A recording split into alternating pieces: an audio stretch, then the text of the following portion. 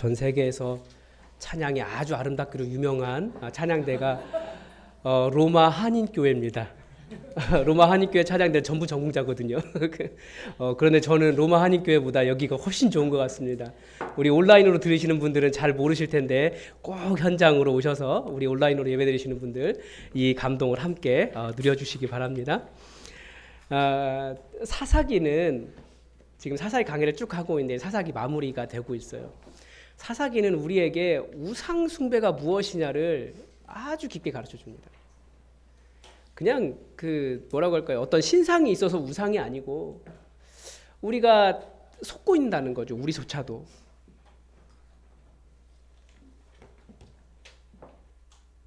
우상인 줄 모르고 우상 숭배하는 우리의 한계들을 보여줍니다. 지난주에 미가라고 한 집안을 통해서 하나님의 백성이 어떻게 혼합 종교가 되어가고 여호와와 관련된 용어들은 가득하지만 하나님도 부르고 거룩, 구별 다 이야기하지만 어떻게 우상을 만들어가는지 우리는 지난주 말씀을 통해 살펴보았습니다.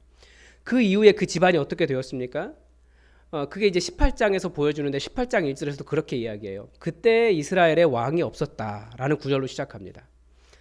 이 미가의 집에 어떤 일이 일어났는지 가르쳐 줍니다.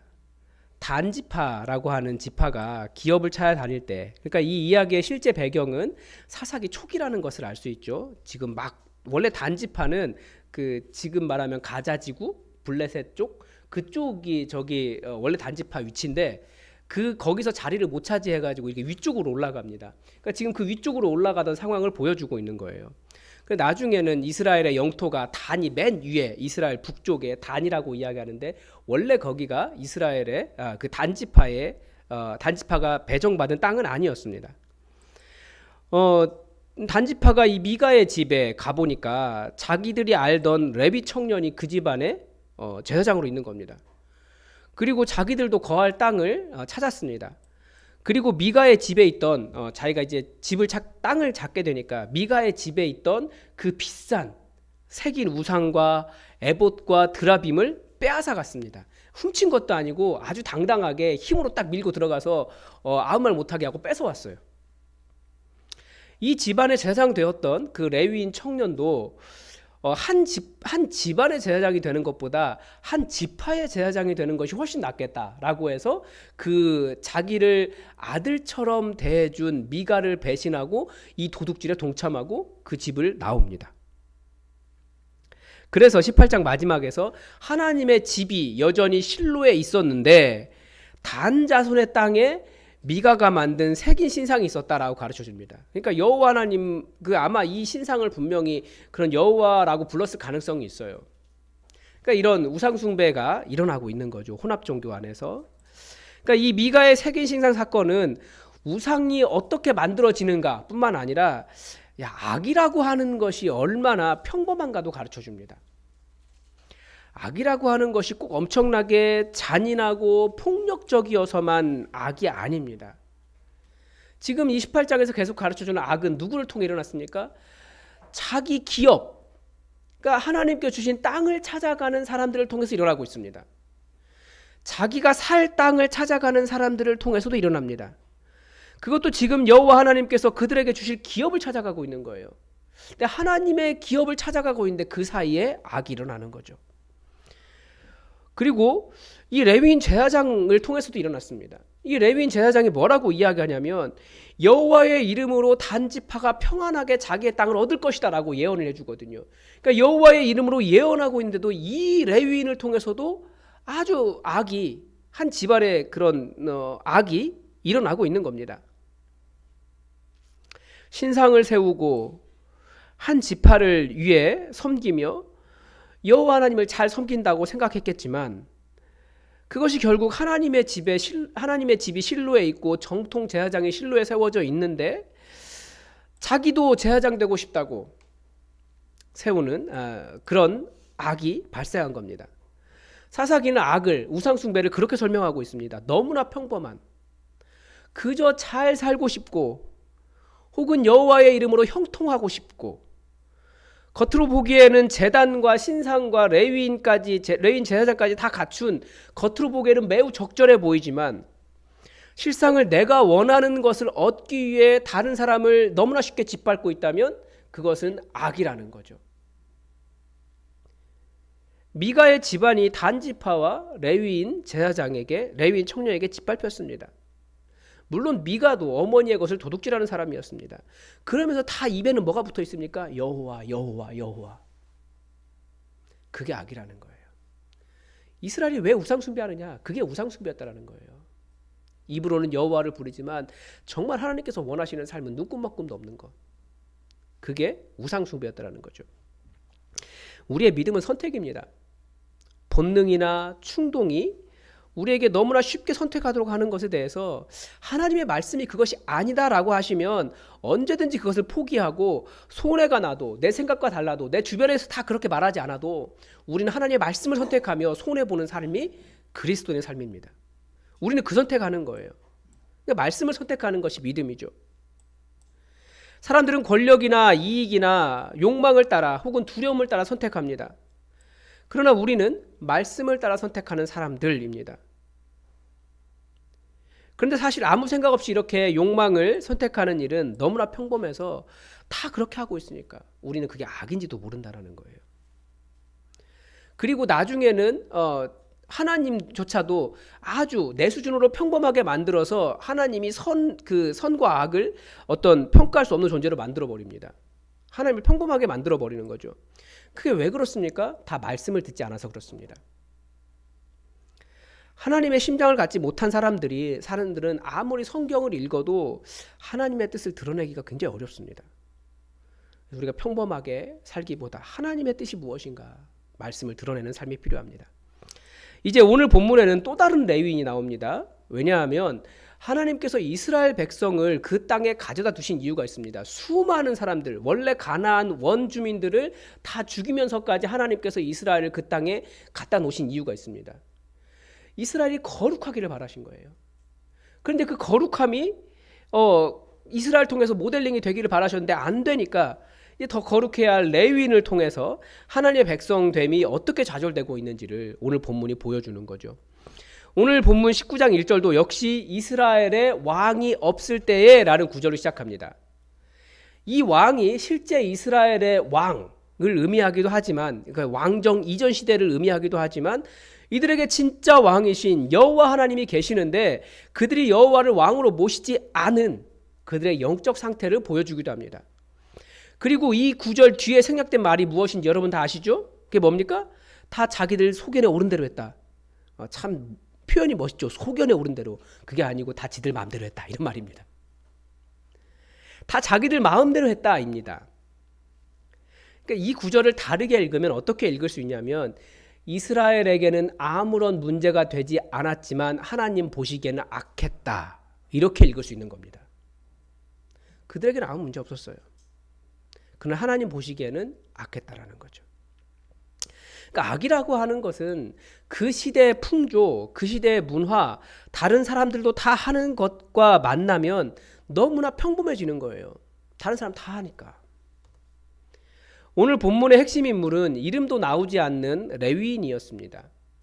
레위인이 어떤 사람입니까? 레위인은 하나님의 성막을 섬기는 하나님께서 택하신 사람들이었습니다. 그러니까 그 시대의 레위인이고 우리 시대로 말하면 목사님 이런 수준인 거죠. 그런데 이 사람에게 무엇이 있었습니까? 첩이 있었습니다. 무엇이라고 하니까 되게 이상한데요. 첩이 있었습니다. 이 첩은 본처 이외의 성적인 놀이개, 성적인 대상으로서의 여인입니다. 이 시대, 그 시대의 문화에서는, 우리 시대의 문화에서는 이해가 되지 않죠. 그런데 우리도 불과 몇십 년 전까지만 해도 첩 문화가 있었습니다. 그런데 이게 그 문화에서는, 그러니까 이 당시의 문화에서는 훨씬 더 많이 허용되었다는 거예요.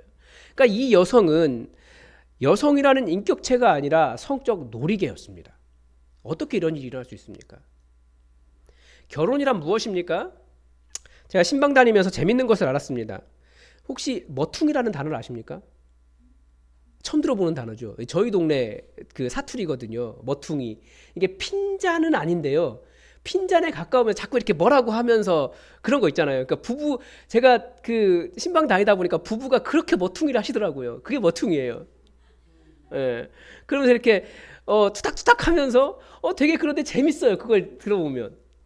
근데 그게 바로 부부예요. 이렇게 시간이 지나면서 서로 머퉁이 해가면서 이렇게 재미를 찾아가는 거죠.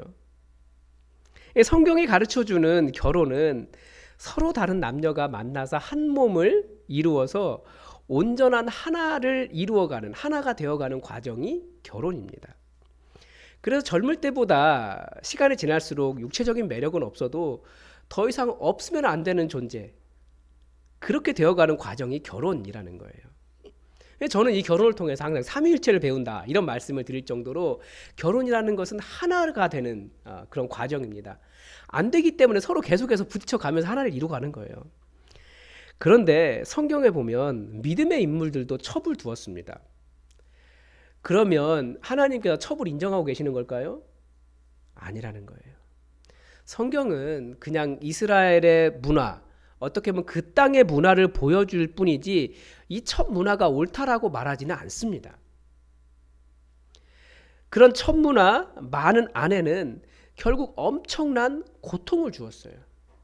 여러분, 지금 하마스, 이스라엘 전쟁하고 있는데 이 분쟁의 씨앗이 어디입니까? 아브라함이 첩을 두었기 때문에 그래요. 이스라엘이 왜 하나님의 말씀에서 벗어났습니까? 솔로몬이 수많은 첩을 두었기 때문에 그래요. 일부 다처제는 그 인간의 욕망을 따라 선택할 때는 그 권력 있는 힘 있는 남자들이 나름 좋은 것이라고 생각할지 모르겠지만, 자기들은 즐길지 모르겠지만 엄청난 고통을 주고 있어요. 성경은 절대 일부 다처제를 지지하지 않아요.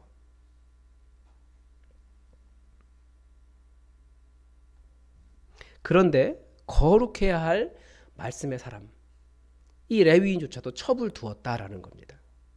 말씀을 따라간 것이 아니니까, 남들 다 하니까 나도 괜찮겠지, 그렇게 하는 생각 때문에 하나님이 가장 거룩해야 할 레위인이 그 거룩을 잃어버렸다는 겁니다. 그런데 더 심각한 문제가 발생합니다. 이 레위인이 그 첩을 그렇게 인간 대우를 하지 않았던 것 같습니다. 근데 이 여인이 행음을 하고 남편을 떠나서 자기 아버지 집으로 가버렸습니다. 그리고 시간이 넉 달이 흘렀어요. 이게 왜 심각합니까? 우선 행음이라고 하는 자체가 용납될 수 없는 거고, 행음을 했어도 집으로 돌아가는 일도 일어날 수 없는 일입니다. 더군다나 이 레위인이 자기 아내를 4개월 동안이나 찾지 않았습니다. 그런데 왜 갑자기 4개월 뒤에 자기 아내를 찾으러 갔겠습니까? 아주 단순해요. 4개월 동안 찾지 않은 이유는 성적으로 그런 놀이개가 필요 없었다라는 의미도 되고요. 다시 찾으러 간 것은 성적인 필요가 있었다는 거죠. 그러니까 전혀 그 아내를 인격적으로 대우하지 않은 겁니다. 그런데도 다시 찾으러 간 이유는 다시 성을 원했을 수도 있고, 또 다른 이유는 아무리 첩이어도 아내가 도망간 경우에 그 남편의 사회적 지위가 비난받기 때문에 그렇습니다. 그런 거잖아요. 저 레위인 첩이 도망갔대, 아내가 도망갔대, 이런 이야기를 들으면 그게 치욕스러웠기 때문입니다.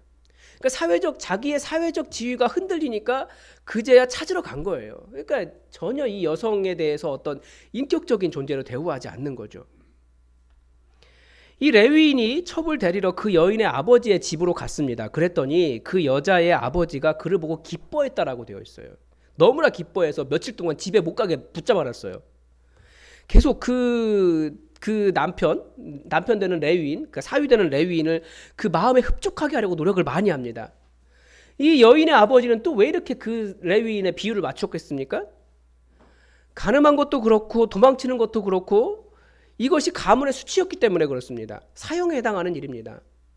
그러니까 이 레위인이 사형을 집행하자라고 하면 그 여인은 죽은 목숨이고, 그 집안에서는 굉장히 집안의 명예가 실추되는 일이에요.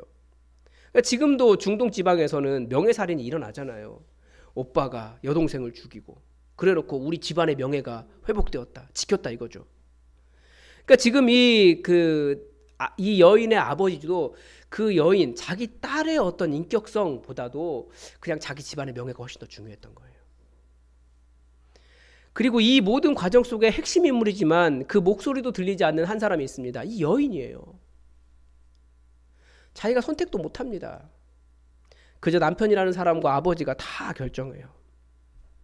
한쪽은 집안의 명예가 소중했고 한쪽은 남편이라는 사람은 성적인 만족과 자신의 사회적 지위가 중요했습니다. 오늘 본문에서는 이름조차 나오잖아요. 다 이름이 안 나와요. 왜 그렇겠습니까? 꼭 이름을 거론할 필요가 없을 정도로 그 시대 전체가 다 이 모양이었다라는 거죠. 구별된 레위인조차도 하나님을 따르는 거룩함을 알지 못했습니다. 다들 무엇을 따르기 때문입니까? 왕 되신 여호와 하나님의 말씀이 아니라 그 시대의 문화, 그 시대의 종교, 그 시대의 세상 풍조, 그 시대가 옳다고 인정하는 것을 따라가기 때문에 그렇습니다. 우상이 다른 게 우상이 아니고 하나님의 말씀을 드러낼 줄 모르고 하나님의 말씀 때문에 선택을 다르게 할 줄 모르고 그저 다른 사람들 다 하면 나도 그냥 그런가 보다라고 인정하고 살아가는 것이 우상이라고 사사기는 말을 가르쳐 주는 겁니다. 입에는 여호와, 거룩, 하나님, 주일, 예배 이런 단어들이 가득 차 있어도 그 삶이 하나님 없는 세상 문화를 긍정하고 세상 풍조를 따라가고 하나님의 말씀을 모르는 삶이 바로 우상이라는 거예요. 레위인은 이스라엘 안에서도 가장 거룩함을 유지해야 하는 사람들이었습니다. 하나님의 성막을 섬기는 이 얼마나 거룩한 일입니까? 그런데 이 레위인이 생각하는 거룩이 겨우 그 수준이었다라는 거죠. 자기 자존심이 거룩이었어요. 그러나 이 레위인이 생각한 거룩은 절대 거룩이 아닙니다. 거룩이란 하나님의 속성입니다. 그러니까 인간에게 없는 하나님의 그 속성이 거룩입니다. 그래서 하나님을 닮아가는 것이 거룩이죠. 그렇게 말씀하셨어요. 하나님은 내가 거룩하니 너희도 거룩하라. 그래서 우리는 하나님을 닮아가는 겁니다. 그러면 우리는 어떻게 하나님을 닮은 거룩을 이룰 수 있겠습니까? 인간은 자연 상태로는 절대 하나님의 거룩을 알 수 없습니다. 옆 사람들 그냥 다 욕망을 따라 선택할 때 그냥 선택하고 말아요. 우리는 어떻게 하나님의 거룩을 알 수 있습니까? 하나님의 거룩은 오직 성경 말씀을 통해서만 알 수 있습니다. 이게 거룩인 거야, 이게 나야 라고 말씀하시는 하나님의 그 하나님 되심을 말씀 속에서 볼 때에만 이것이 하나님의 거룩이구나 우리는 깨달을 수 있습니다. 그래서 우리가 말씀을 보는 겁니다. 사탄도 그런 식으로 우리를 미혹해요. 괜찮아, 다른 사람 다 해, 너만 안 한다고 세상이 달라지는 거 아니야. 그게 무슨 말입니까? 결국은 하나님의 말씀보다 주변 사람들의 눈치를 보면서 주변 사람들이 어떻게 하는지 거기에 맞추라고 이야기하는 거예요. 근데 그리스도인의 삶은 절대 주변 사람에게 맞추는 것이 아니고 말씀에 맞추는 겁니다. 그게 거룩이니까. 십계명도 그렇습니다. 십계명을 보면 왜 십계명을 가르쳐 줍니까? 그 십계명을 통해서 우리는 하나님이 원하시는 거룩이 무엇인지 알 수 있습니다. 인간의 자연 상태는 어떻습니까? 부모를 공경할 줄 모르고요. 자기 마음에 들지 않으면 살인도 하고요. 자기 눈에 보기에 좋으면 훔쳐가기도 하고요. 이웃의 집을 탐냅니다. 이게 거룩이 아니라고, 이게 하나님을 따라가는 것이 아니라고 가르쳐주는 것이 계명들이에요. 주님께서 말씀하셨기 때문에 우리는 이게 잘못된 거구나 알 수 있다라는 거죠. 말씀을 따른다는 것은 그래서 사람들의 눈치가 아니라 말씀 따라서 이 세상 풍조를 거스르는 겁니다. 오늘 본문에 나오는 일을 보더라도 다 첩을 두는 문화 속에서 그렇게 한 사람과 온전한 하나를 이루려고 하면 주변 사람들이 얼마나 어리석게 보겠습니까? 사탄의 말처럼 너 하나 그렇게 산다고 세상 안 변해 라고 말할 겁니다. 다 한다는 거예요. 이 시대의 성적 문화도 그렇습니다. 제가 아이들이 자라면서 계속 좀 걱정이 돼요. 지난주에 라디오에서 들었는데 이제 방송에서조차도 연애하면 모든 것이 다 당연한, 뭐가 당연한지 아시죠? 그 문화가 대표적으로 이 시대를 따라가고 있는 겁니다. 근데 말씀은 그렇게 가르쳐주지 않거든요. 이런 세상에서 우리 아이들에게도 이야기를 해보면 아이들은 이미 학교에서부터 다른 삶을 배우고 있어요. 자기가 옳다라고 생각하면 선택해도 된다고 배우고 있더라고요. 이런 세상에서 말씀을 따라가면 이제 인기가 없어지는 거죠. 그래도 여러분, 우리의 거룩함이 어디서 나옵니까? 하나님을 따라 사는 삶에서 나옵니다. 우리는 하나님께서 말씀하실 때까지 거룩을 모릅니다. 그래서 말씀 따라가는 겁니다. 주변 사람이 다 그렇게 하면 괜찮은 줄 알고 죄책감도 없습니다. 아니, 이제는 죄책감이 들면 하나님의 말씀이 틀렸다라고 말하는 시대를 살아가고 있습니다. 말씀을 수정하려고 하잖아요, 사람들이. 하나님이 틀렸다는 거예요. 저는 그런 의미에서 계속 성서유니온 희년세미나 지금 광고하고 있는데, 우리 교회에서 희년세미나를 열 수 있다는 것이 굉장히 감사합니다. 한번 생각해 보십시오. 어떤 사람이 60년 동안 재산을 일 열심히 해서 재산을 많이 이렇게 갖췄습니다. 그러니까 땅을, 다른 사람의 기업을 다 내 것으로 만들었고요. 어떤 사람, 가난한 사람은 내 집에서 노예, 종이 되기도 했습니다. 그런데 60년이 지났다고, 희년 되었다고 다 원래대로 돌려놔야 돼요. 60평생 열심히 모은 재산을 갑자기 하루아침에 다 원래 주인에게 돌려주어야 한다고 한번 상상해 보십시오. 가능하겠습니까? 과연 몇 사람이나 순종할까요? 이건 11조 수준이 아니라 사회에 편중된 부가 다시 한번 재편되는 상황이에요. 이게 순종입니다. 이게 하나님을 따르는 것이고요. 하나님은 이스라엘 속에서 가난한 사람이 하나도 없는 세상을 원하셨거든요. 그런데 사회가 지나면 지날수록 가난한 사람이 발생할 수밖에 없다라는 거예요. 그렇지만 60년에 한 번씩 다 원래대로 제자리로 한번 돌려보자라는 거죠. 그런데 이스라엘이 아무도 순종하지 않았다라는 거예요. 그러니까 이스라엘이 안식일도 지키고 11조도 드리고 나름대로 착하게 살기도 하고 나그네를 대접하지만 정말 큰 손해 앞에서 자기가 열심히 벌었다고 생각한 그 모든 재산을 원래 수준으로 돌리는 그런 일은 하지 않았다라는 거죠. 그건 손해라고 생각한 거예요. 그래서 예수님 뭐라고 말씀하십니까? 하루살이는 걸러내고 낙타는 삼켰도다. 이렇게 말씀하시는 겁니다.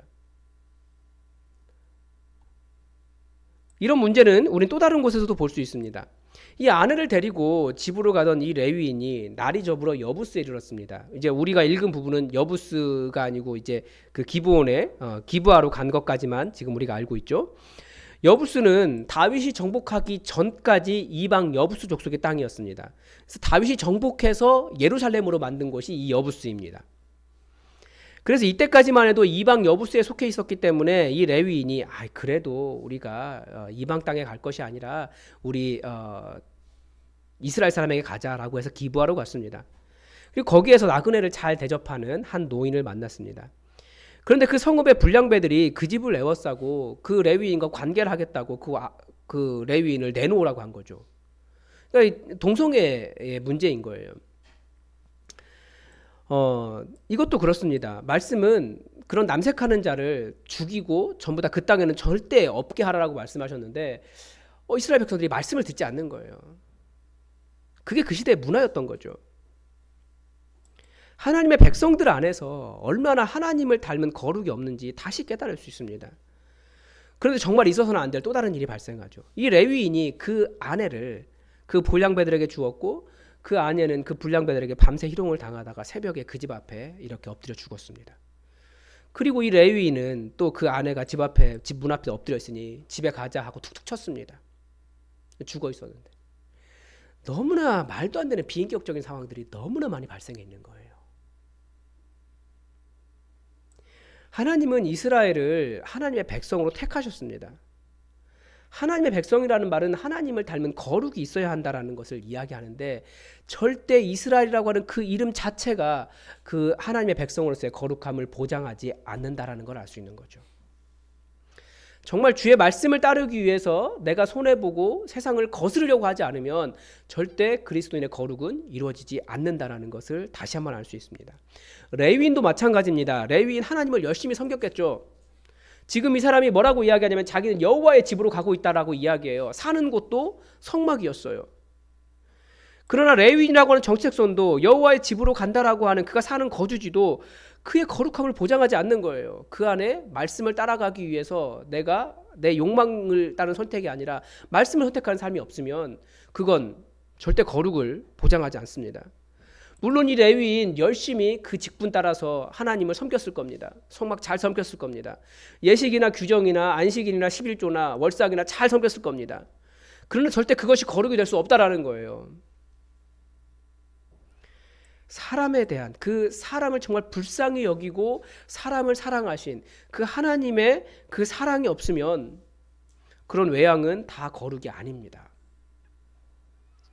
물론 사람을 사랑한다고 하면서 하나님의 법을 무시하는 이 시대의 풍조도 문제가 있습니다. 그래서 우리는 이 두 사이에서 균형을 잘 찾아야 하는 거죠. 하나님은 우리를 왜 불러주셨습니까? 성경에 여러 가지 많은 말을 가르쳐주고 있지만 분명한 것은 우리는 다르기를 바라셨기 때문입니다. 세상은 자기의 소소한 삶을 위해 너무나 쉽게 평범한 악을 저지르지만 악이라는 것을 인식하지도 못하지만 좀 사람을 불쌍히 여기시는 하나님의 마음을 갖기를 원하셨습니다. 그리고 때로는 자기 욕망에 따른 선택이 아니라 말씀 때문에 내가 손해본다 할지라도 말씀 따라가기를 원하셨습니다. 선택이 달라진 사람이에요. 사람들은 자기가 좀 괜찮은 사람이라는 여러 가지 도구를 만들어 가지만 그래서 레위인이네, 우리로 말하면 목사네, 하나님의 백성이네, 교인이네 자기를 포장하지만 하나님의 은혜 아니면 살 수 없는 죄인이라는 것을 명확하게 인식하지 않으면 우리도 얼마든지 그런 평범한 악을 저지르며 살아갈 수 있다는 거죠. 이렇게 잔인한 짓을 저지르고도 주변 사람 다 하니까 이게 잔인한 것을 모르는 거예요. 그래서 말씀은 뭐라고 이야기합니까? 하나님의 은혜 아니면 살 수 없는 우리 죄인들 서로의 짐을 지라고 말씀하세요. 왜 서로의 짐입니까? 왜 서로의 짐을 져야 됩니까? 내 짐도 지고 서로의 짐도 지고 왜 그렇습니까? 우리가 하나님의 짐을 지겠다고요? 우리가 하나님의 짐을 질 수는 없어요. 하나님은 우리의 짐을 져주시는 분이지 그분이 하나님이신데 우리가 어떻게 하나님의 짐을 집니까? 하나님은 그 하나님 닮은 거룩함으로 서로의 짐을 지면서 좀 잘 살 수 있도록 도와주라고 하신 거예요. 그렇지 않으면 우리가 하고 있는 많은 하나님을 섬기는 일들이 외식이 되는 겁니다. 여러분, 우리는 거룩한 사람들입니다. 무엇을 가지고 우리는 거룩하다라고 이야기하겠습니까? 하나님의 말씀을 따라 선택하는 사람이 되시기 바랍니다. 그래서 여러분 직접 말씀을 읽으십시오. 우리 안에도 이미 너무나 종교적으로 그리스도는 이래야 돼, 교인은 이래야 돼 라고 하는 것들이 많이 있어요. 근데 그것은 말씀에 따라 선택하지 않으면, 말씀을 읽지 않으면 사실 우리도 종교적이 되는 겁니다. 종교적이 되라고 우리를 불러주신 것이 아니에요. 그건 바리새인으로 충분해요. 정말 하나님 닮은 거룩한 자가 되라고 우리를 불러주셨어요. 말씀 따라 선택이 달라지고 말씀 따라 손해봐도 괜찮은 사람, 정말 순종하는 사람, 그래서 이 땅에 하나님 나라 만들어갈 사람, 그 일 위해 우리를 불러주셨습니다. 그러니까 여러분 실제로 말씀을 읽으십시오. 얼마나 말씀을 읽으십니까? 오늘 어떻게 하나님께 내게 말씀하시는지, 내게 원하시는 것이 무엇인지 말씀에 찾아가십시오. 그리고 그 일을 위해서 오늘 하루 순종하시기 바랍니다. 그리고 어떻게 다른 사람의 삶을 배려하고 도울 수 있을지를 한번 생각해 보십시오. 예수 그리스도의 법은 다른 사람의 짐을 질 때 완성된다라고 가르쳐 주셨습니다. 그러니까 우리는 계속해서 다른 사람의 필요를 보는 사람들입니다. 이 사람의 짐을 내가 어떻게 질까? 그런데 우리는 보통 내 짐도 지기 싫어하고 내 짐을 다른 사람에게 넘기려고 하죠. 그게 아니고 내 짐은 내가 지고 동시에 다른 사람의 짐, 함께 질 수 있는 짐을 함께 지는 것이 그리스도의 삶입니다. 그러니까 사람과 함께 하는 거예요. 사람들이 다 하고 말한다고 악이 아닌 것이 아닙니다. 저 사람도 하는데요. 저 사람도 하는데요. 저 사람도 그렇게 하는데요. 그렇다고 악이 아닌 것이 아니에요. 말씀을 따라 분별하시기 바랍니다. 그렇지 않으면 우리도 너무나 평범하게 악을 저지르는 사람들이 될 수 있습니다. 여러분, 주의 말씀으로 진정한 거룩을 이루시기 바랍니다. 기도하겠습니다. 하나님 아버지, 이스라엘의 왕이 없었을 때 사람들이 자기의 마음대로 행하는 일이 무엇인지 그들의 죄악을 우리가 잠깐 보았습니다. 이것이 우상숭배고 이것이 하나님께서 원하시지 않으신 일인데 우리도 너무나 평범하게 여호와라는 이름을 입에 달고 살면서 너무나 평범하게 나의 이익을 위해 선택하며 주의 말씀을 뒤로 하고 악을 저지르고 있지는 않습니까? 우리 자신을 돌아보게 하시고 우리를 불러주셔서 정말 거룩한 자가 되기를 원하셨던 그 하나님의 뜻대로 말씀 따라 정말 주님의 뜻을 이루며 이 땅에 하나님 나라 거룩한 백성 될 수 있도록 세워갈 수 있도록 도와주시옵소서. 감사드리며 예수님의 이름으로 기도드립니다. 아멘.